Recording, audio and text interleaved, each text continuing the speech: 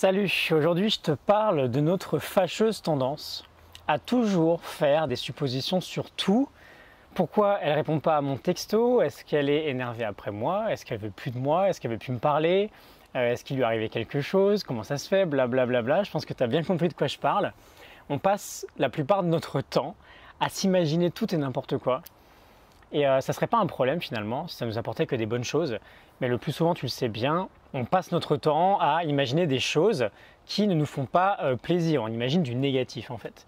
Et le vrai problème, c'est que ensuite on pense que nos suppositions sont vraies. On serait même prêt à parier pour dire que si la personne devait te rappeler aujourd'hui, et toi t'attends son appel mais elle ne rappelle pas, c'est parce que la réponse que tu attends est négative ou que la personne n'a pas envie de te parler.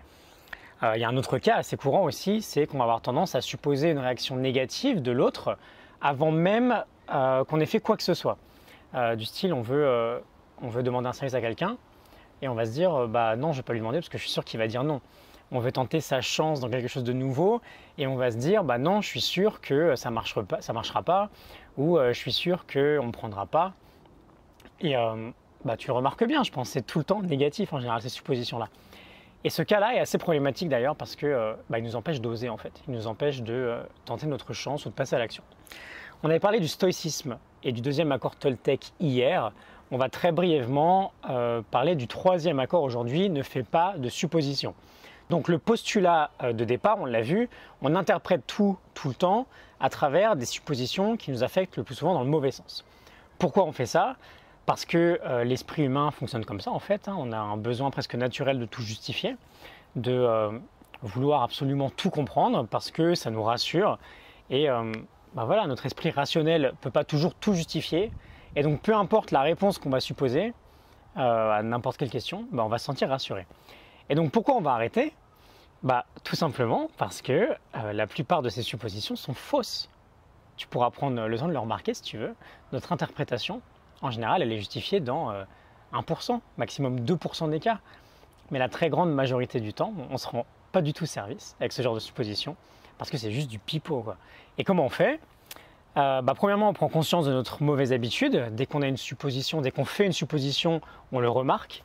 Et deuxièmement, on voit si on ne peut pas poser une question pour avoir notre réponse au lieu d'imaginer un scénario un peu catastrophe. Et c'est super important ça. Dès que quelque chose n'est pas clair, on demande quoi. Et si on passe pour un idiot, c'est pas grave. C'est important parce que si on a toutes les réponses, on n'a plus besoin de supposer quoi que ce soit.